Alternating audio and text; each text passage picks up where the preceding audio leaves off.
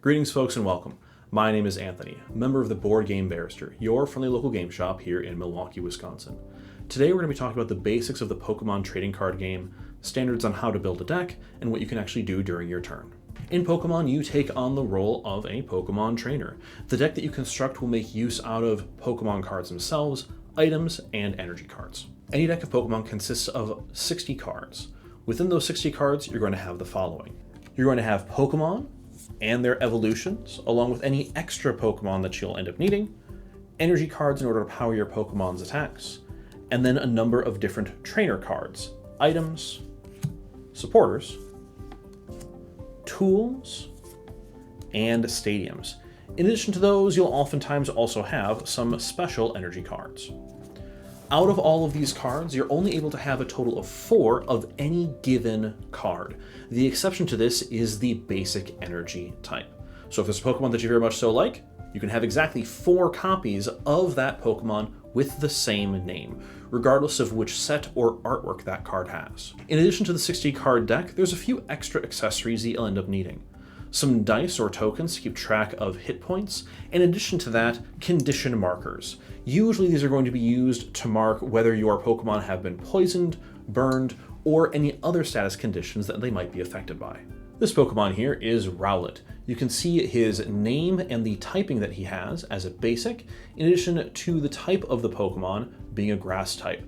The amount of hit points he has, which is how much damage he can take before fainting, any attacks that he might have, weaknesses, resistances, and also a retreat cost. If you want to pull him back from the front lines, you'll have to pay that in order to do so. The attacks of Pokemon are always dictated by the symbols on the side, and then the amount of damage that they deal will be over here. If you wanted to use any of his attacks, you'll end up needing some of those energy cards. One of his attacks requires at least 1 green and then 1 of anything else. As long as you have access to another type of energy card, or another green for that matter, you can then use that in order to power his attack. However, Rowlet himself is relatively weak. If you want to make him stronger, you can evolve him. Pokemon that evolve will have their requirements listed here on the side. This Dartrix evolves from a standard Rowlet, and all of that information will be detailed as well. His hit points will increase, and his attacks will become stronger. In addition to that, if Rowlet had suffered from any damage, the damage doesn't go away just by evolving. That'll stick around. The bases of the Pokemon turn are as follows. First, draw a card from your deck, play any number of Pokemon cards from your hand, either onto your bench or to evolve the Pokemon that you currently have. Play any items or stadium cards, attach up to 1 energy to a Pokemon that you currently have in play, no more than 1 a turn, and then finally, make an attack against your opponent. If you declare an attack against your opponent with your active Pokemon, your turn ends. When you initially sit down for a game of Pokemon, once you have your deck set and ready, the first thing that you're going to do is shuffle. Shuffle to the best of your ability, mix up the cards as well as you can, and then present your deck to your opponent in order for them to cut. Once they have cut the deck, you'll be taking the top 7 cards of that deck and adding them to your hand. That's your opening hand that you'll begin the game with. Out of that opening hand, you're going to be looking for basic Pokemon. You have to have at least 1 of them in order to begin the first turn of the game. So you'll take a look, and if there are no basic Pokemon currently in have, that's a Pokemon, but he's not basic, and another which also requires an evolution, you'll then take your entire hand, shuffle it back into your deck, and then draw another 7.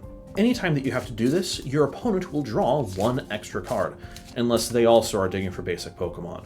Whoever ends up finding their hand that has basic Pokemon first, then gets to keep extra cards that they draw if their opponent needs to draw a hand again. So from the second hand of cards that we have, hey look, a basic Pokemon. It is Weedle! Fantastic, so he does have that basic tag, and we have another one as well in Rowlet. Once you have found your basic Pokemon that you can play, you'll take the top 6 cards of your deck and set them off to the side as prizes. You'll claim those prizes for each time that you knock out an opponent's Pokemon. With your basic Pokemon in hand, you will choose which one of them you want to set to the active slot. So you'll take that Pokemon and place it face down in front of your opponent, and any other basic Pokemon that you have in hand, you can then add to your bench. In the game of Pokemon, you can have up to 5 characters on your bench at any given time. If your opponent knocks out your currently active Pokemon, you can then send one of your bench Pokemon to the front. However, if you have no benched Pokemon left, you will lose the game. Once you and your opponent have both picked your initial starting Pokemon, you'll reveal them at the same time. So you'll see what your opponent has in their active slot at the same time that you're revealing the one that you have in yours. Either by die roll or coin flip, you'll then determine who goes first. Whoever takes that first turn, however, will have a few restrictions placed on them. If you're taking the first turn, one of the restrictions is that you don't get to draw a card at the beginning of your turn. In addition to that, you can't play any cards with the supporter tag. So, if we were going first, we would skip drawing our card for the turn. However, out of the cards that we have in hand, there are still a few things that we can do.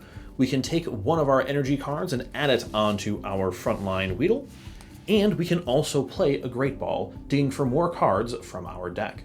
Once you resolve the effect of a card like this, you'll send it into your discard pile. It is removed from the game unless you have a way to shuffle it back into your deck. The first turn that a Pokemon enters the field, they are unable to evolve. So even though we do have Rowlet's evolution in hand, we can't play it right now. This is the first turn of the game, and so it's the first turn that Rowlet has been in. And finally, the player that goes first is not allowed to attack on that first turn either. However, in future turns, you can always make attacks. Once you've ended your turn, play passes to your opponent. After your opponent plays through their turn, they may attempt to attack and deal damage to the Pokemon that you currently have in play. Take note of any weaknesses or resistances that they might have, and then add that much damage onto your Pokemon. If a Pokemon ever suffers more damage than its stated hit points, they are knocked out. They and any cards that are attached to them, including energy or Pokemon tools, will be sent to the discard pile. Once that happens, your opponent then gets to take one of their prize cards and add it into their hand.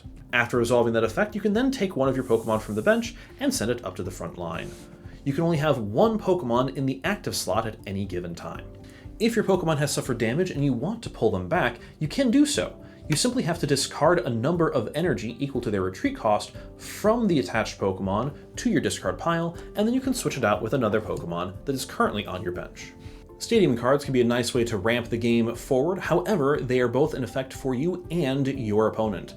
If another Stadium card is played, any previous Stadium cards would then be discarded. If this then were our second turn, we would draw a card from our deck into our hand. We can then add one energy from our hand onto a Pokemon that we have in play, and because Rowlet was in play at the start of our turn, we can also evolve him.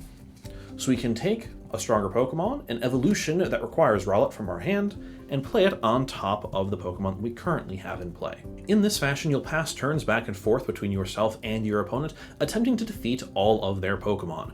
Anytime that you knock out one of the Pokemon that they currently have in play, whether it's on their active line or potentially on their bench, you'll add one of your 6 prize cards into your hand. Once you have claimed your 6th and final prize card, then you will win the game. In addition to claiming all of your prize cards, there are 2 other potential ways to win a game of Pokemon. The first is to knock out your opponent's Pokemon when it's the only one that they currently have in play, and they have none on their bench. If they can't send anything forward to face you, they automatically lose.